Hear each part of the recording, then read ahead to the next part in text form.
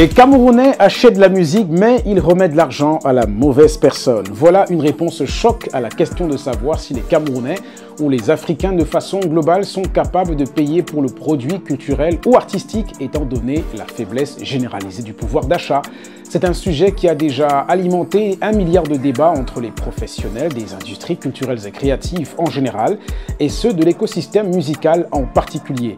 Bon nombre d'entre eux, venus du Cameroun et du monde entier, se sont retrouvés d'ailleurs à la fin du mois de juin 2024 à Yaoundé pendant la restitution des travaux des chantiers musicaux du Cameroun, une initiative louable du Conseil camerounais de la musique pour comprendre l'environnement de ce business au 237 et ainsi tout consigner pour la postérité dans un livre à paraître très bientôt. Et à l'écoute de la présentation de l'introduction de ces travaux à l'occasion de l'ouverture de la zone by Domaf, le marché des cultures urbaines d'Afrique organisé par le Douala Music Art Festival, certains des sujets ont tout de suite attiré notre attention.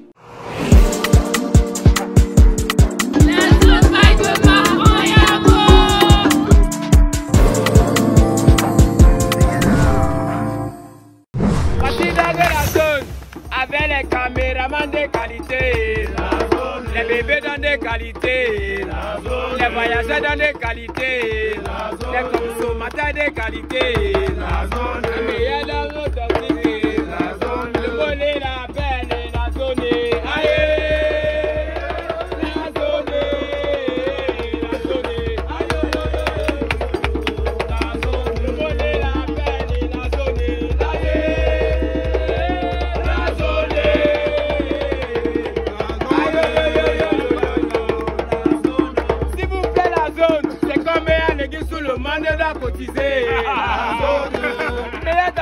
La menace toxique, s'il vous plaît, fait balader le chapeau.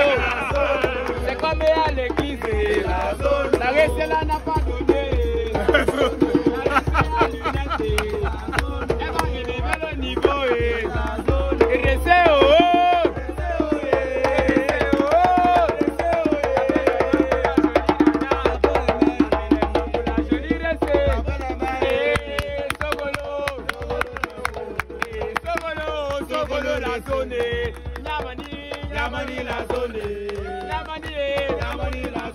Merci beaucoup la maman, le Seigneur va me supplier, il va y récompenser. Voici de la reste maintenant aussi, elle n'a pas encore donné. Je regarde la maman, la mère des affaires dans le cœur d'une maman. Elle regarde la partie et nous laisser comme ça, merci beaucoup la maman. Au Cameroun, sur l'échantillon pris par le comité consultatif des chantiers musicaux du Cameroun dans le littoral, le centre, le sud-ouest, 90% des professionnels de la musique travaillent dans la chaîne de production, c'est-à-dire les auteurs-compositeurs, interprètes, producteurs de musique, musiciens, instrumentistes, entre autres. Très peu de distributeurs, de diffuseurs, de promoteurs qui sont donc sous-représentés. L'information forte aussi qu'on retient à la fin des chantiers, c'est que les consommateurs achètent de la musique, la chanson entre 50 et 100 francs. Et ils l'achètent, ils dépensent leur argent. Mais dans un couloir qui peut être parallèle, qui est ce qu'ils appellent les téléchargeurs. Et ces téléchargeurs, on les trouve en bordure de route. Mais il est important de rappeler que tout le monde ne vole pas la musique.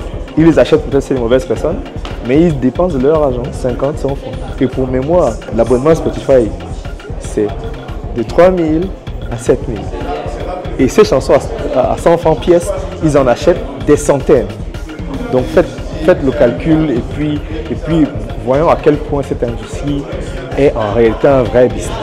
Sujet que vous retrouverez aussi dans le nouvel ouvrage de David Essuga, Country Manager de Believe Distribution en Afrique francophone. Chaque style de musique se développe avec une chaîne de valeur spécifique, c'est-à-dire l'ensemble des activités qui, connectées entre elles, apportent de la valeur à la monétisation du contenu musical. Les canaux ou le schéma utilisé par la musique traditionnelle qui va de la création de la musique jusqu'au consommateur final, ce n'est pas le même schéma que la musique urbaine utilise. Donc, dans la musique traditionnelle, par exemple, on s'est rendu compte que déjà au niveau de la création, le processus de création souvent est totalement différent parfois de la musique urbaine où parfois toute la création peut se faire à travers un ordinateur avec la prolifération des différents studios qu'on a. Or, la musique traditionnelle, vous allez vous rendre compte que même au niveau du processus de création, le plus souvent c'est encore peut-être encore analogique.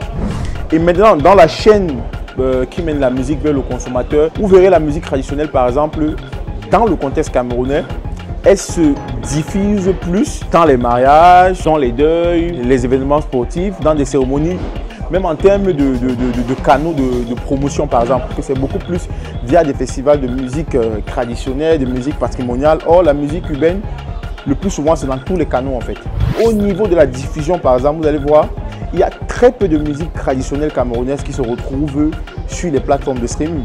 Les plateformes de streaming aujourd'hui contribuent à la découvrabilité. Elle est un peu restée encore trop dans son cocon de sa chasse gardée. Or, l'artiste de musique cubaine, c'est beaucoup plus son rapport avec ses consommateurs qui soit vont acheter un ticket de concert, qui soit vont souscrire à une plateforme de streaming pour écouter la musique. Or, l'artiste de musique traditionnelle, lui, par exemple, en termes de sources de revenus, vous verrez difficilement les revenus qui proviennent, par exemple, du streaming ou bien de la vente directe dans le monde, qui est une autre chaîne de valeur dont on a parlé. L'une des problématiques centrales, Mado, le taux de démographie, c'est le taux de bancarisation qui exigeait aux consommateurs d'avoir une carte de crédit pour pouvoir souscrire aux plateformes.